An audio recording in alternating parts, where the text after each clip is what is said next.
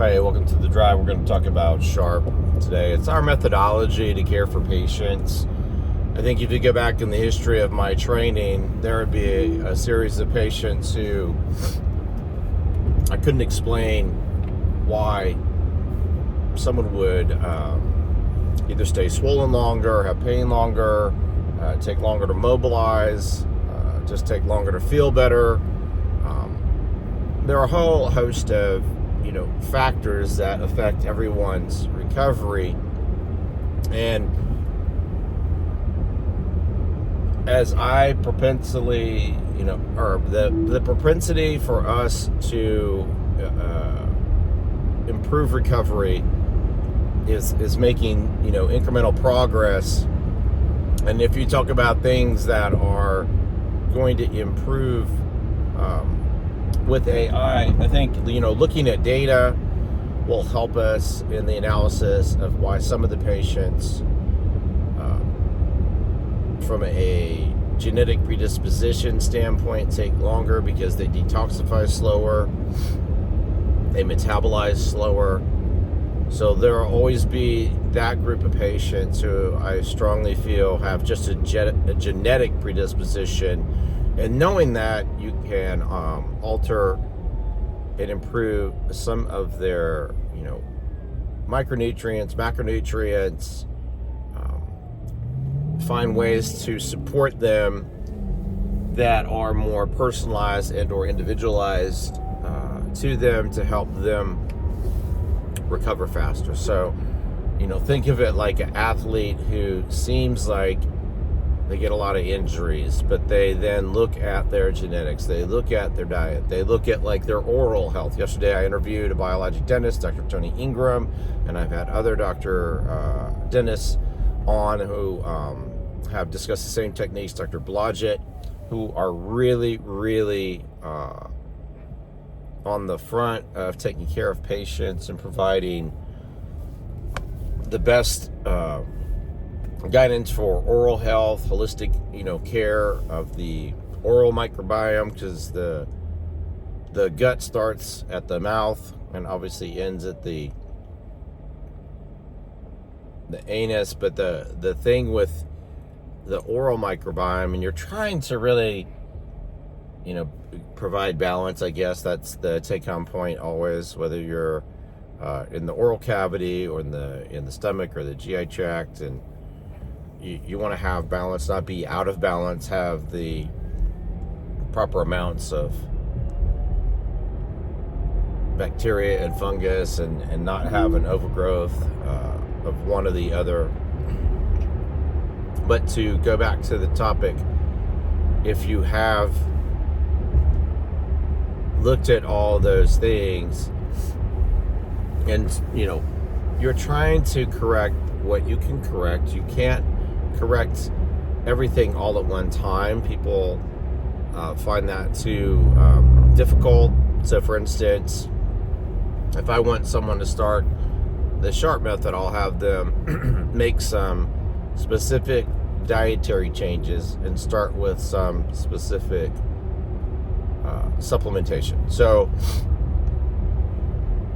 we already know that a lot of the food can be challenging by the way it's grown intrinsically. The food supply, what we eat and drink, it should be of the highest quality. So that's all we're trying to do, is just improve the quality of the food.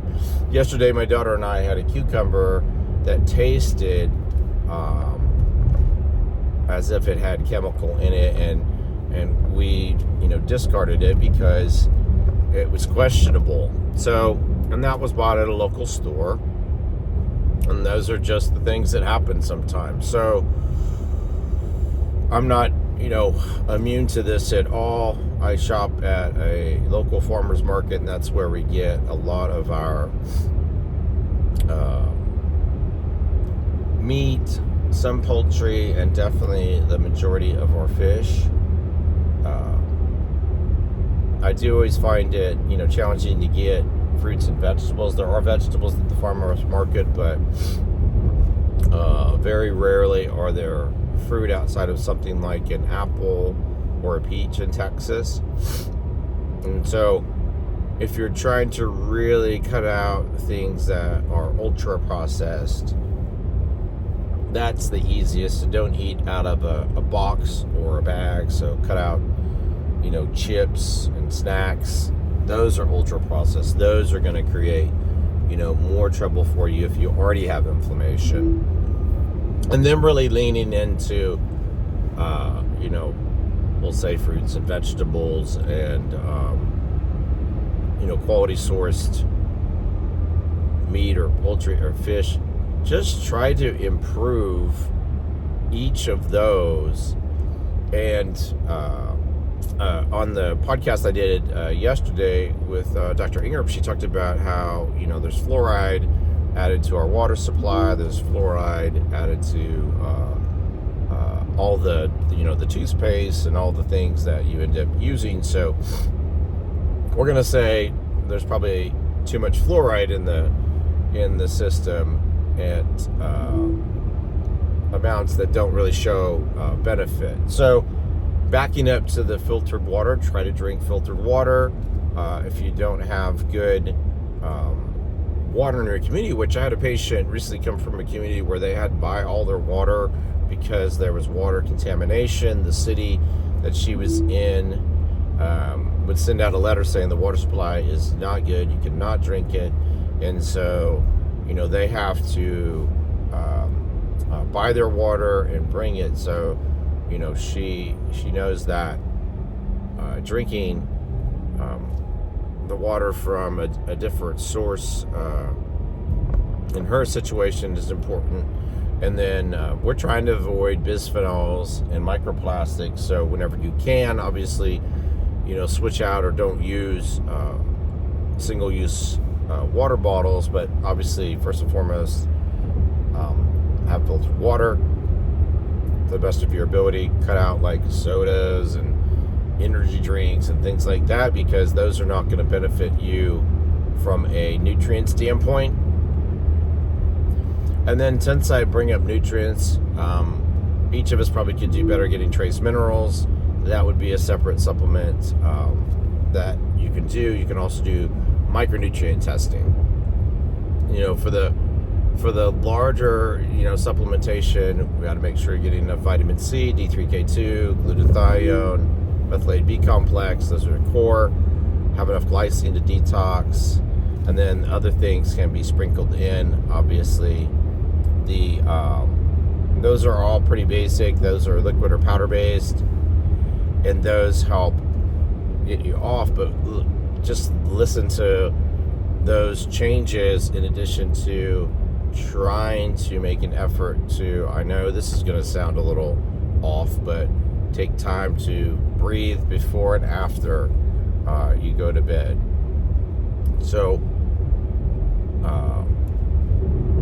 not before you go to bed, but I'm sorry, before you get out of bed in the morning. So say for instance, I got up this morning, I'm on my way to the surgery center as I talked to y'all, and before I got out of bed, I just did my own little 5 minutes of belly breathing, and that's to get you in a better physiologic state and really help with your HRV, heart rate variability, which is one of the key indicators of recovery. And over the past several months, I've been doing some breathing exercises before I go to sleep and before I get out of bed in the morning, and those have helped improve my HRV. The things about sleep that we've talked about in the past, quality, quantity, going to bed, creating a routine so that you're getting enough sleep, you're staying asleep long enough, and the quality and depth of the sleep is good. You get enough sleep cycles, and you're trying to create, a consistency in your schedule. So maybe, on nights I have to get up and then I go to the surgery center relatively early. I go to bed a little bit, earlier, so it's about 9. On days I don't, it's between 9:30, is the latest probably. It's certainly not more than in 10, and then we just went to an Austin FC game on Saturday night, and so we're up later. But still, those games, start at 7:30. They run for 90 plus minutes, and then you're on your way out. And then, so your schedule has to stay relatively consistent. That's my point. Like, you can't, Monday through Friday, go to bed at a certain time, and on the weekends completely blow that up. That's going to make it more difficult on you for recovery. So, working on sleep as a priority, prioritizing the quality of the macronutrients, the reduction of ultra-processed, don't eat out of a bag or a box. I know a lot of people have this issue with sweets or salty stuff. Mine was always salty, so I always liked salty things. I do like a good piece of dark chocolate. It's a good dopamine hit, makes you feel good. But that's not sweet. It's not milk chocolate. It's dark. So it's like 80% cacao, or 70 to 80% cacao. If I'm always looking at the grocery store, can I find a different kind of chocolate bar? So then you're basically making it easier for your body to go ahead and then recover. Now for surgery, we have people eating higher and higher amounts of proteins. So going back to oral health, that's going to build up more in your oral cavity behind your back teeth. So you're going to have to brush a little bit more. You have to, according to Dr. Ingram, just angle the brush almost like it's up and down, and straight up and down, and then brush the back teeth. Brush the back of those front teeth, because that's where the saliva is pooling and you can get more plaque buildup. And I certainly experienced that. And then you gotta, I've had to floss, more and more and more, certainly with dental work I've had, and then with eating more and more protein, because I've upped my protein. Sometimes I'll get 200 grams of protein in a day, depending on how many times I'm eating, how many, protein drinks I may have, because that's the other thing, is I'll mix, protein drink. As we go to the surgery center, I may have, one or two between, cases today. I just mix it up in some filtered water. We use Echo for our water at the surgery center. I have a little tabletop there. It either has filtered or hydrogen water. I place priority on obviously just getting quality water that's filtered. We also have, I have all my stuff at the surgery center, creatine and amino acids, their powder, and our pea protein powder. So we have everything there. So we're keeping our habits very consistent wherever I'm at. I have all the same components at the surgery center as I do at the office, as I do at my home, so that I can always have those things and not make excuses about, I need to order out, or I need to have this bar or this snack or whatever. Actually, that's a good point. I don't eat bars really anymore. I used to have a lot of bars and order a lot of kind of snack things like meat sticks and stuff, and I just don't do that as much anymore. And there are a lot of quality products like that. I've just tried to concentrate on eating whole fruits and vegetables. I have this we bought one of those air fryers. It's the kind of dual stack Ninja. We live currently where we don't have a lot of counter space, and trying to have something that doesn't occupy a ton of counter space is nice. So it's kind of narrow and vertical. It's stacked vertically, and I buy these little burgers, either regular burgers, chicken burgers, goat burgers, lamb burgers, and I cook them up in the Ninja, and I just put them in some Pyrex, and I bring them to the surgery center. I don't ever reheat anything with the lid on, because the lid's got plastic. You don't want to put plastics into your food under temperature, because plastics will leach into your foods. You don't want to do that. So leaching is a real phenomenon. It happens with things like heating up Teflon pans, having plastics, like I said, around your food, or certainly if you heated up your food. So we don't do any of that. There's Pyrex, there's ceramics. Caraway has ceramics to store food. So there's lots of ways to do things that you should really avoid reheating, and avoid as many things with plastics. All this testing we do shows that people have high levels of, if we see it, bisphenols, and then the other is phthalates, which is a plasticizer. So plastics came into the U.S. really in the 50s, so nothing new there. Just really be careful with that. Microplastics have been found all over in tissues. So I carry, the food with me all the time, and I don't carry a bunch of vegetables. I'm just not a big vegetable person. Nothing wrong with vegetables. I just don't crave them. So I'll take all sorts of fruit. Like I went to the grocery on the weekend and got, things stocked up, and I went to the farmer's market on Saturday morning. It was cold and rainy in Austin in the 30s or whatever, and I got what I needed for the week. And then fruits and vegetables, we'll get like bananas and apples. Apples are kind of easy to acquire right now, and some oranges or tangerines or something like that. Bananas, and I just pack a bunch of those, and those are really good sources of fiber. So that helps, and I just carry those things with me all the time. So it's not like you got to do a ton of meal prep these days with a Ninja. I mean, I was telling my daughter, who's 16, I was like, man, if I would have had one of these when I was younger, this would have been awesome, because the Ninja, it doesn't create, smoke. It's not a dangerous thing. If you were to, get the food and just go home and cook it, you wouldn't need to store it in a freezer or anything. So it's like ideally suited for, quick preparation and then just storage. So for meal prep, you could just get your glassware, your ceramics, which are, if you're using ceramics, it's usually Caraway, and then get everything prepped and have it, and then just grab it when you needed to go, or if you needed to eat when you got home. It wouldn't take you then time to go ahead and set things up, because half the battle is just timing. People don't have a lot of time. So I took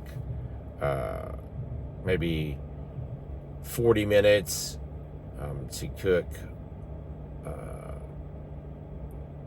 8 burgers of whatever varieties. I think my daughter likes the chicken burgers, so I ended up cooking most of the chicken burgers in the actual Ninja, and then just cleanup's not bad. Stored them, and basically take those to and from work. I'll have to do some more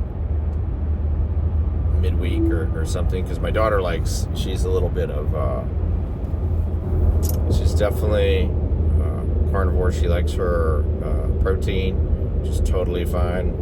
However you get your protein, I don't care. If you like to eat fish and are a pescatarian, great. If you're a vegetarian, great. I find my vegan and vegetarian clients have the most difficult time getting enough protein just by virtue of their diet. So supplementing with things like pea protein can be helpful, or if there's another source of protein that they like that really aligns with them and works well with their system, then that's what you should do. You just have to get enough protein, because that's going to be what your body uses in terms of healing, amino acids, proteins.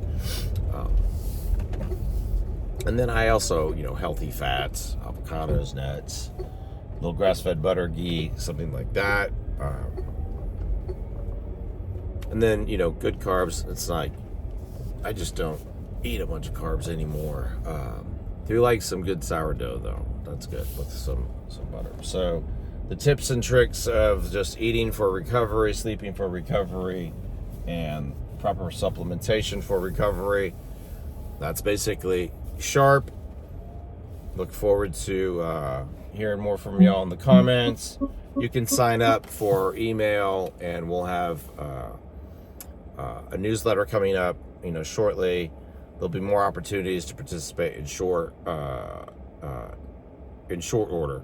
So, thank you.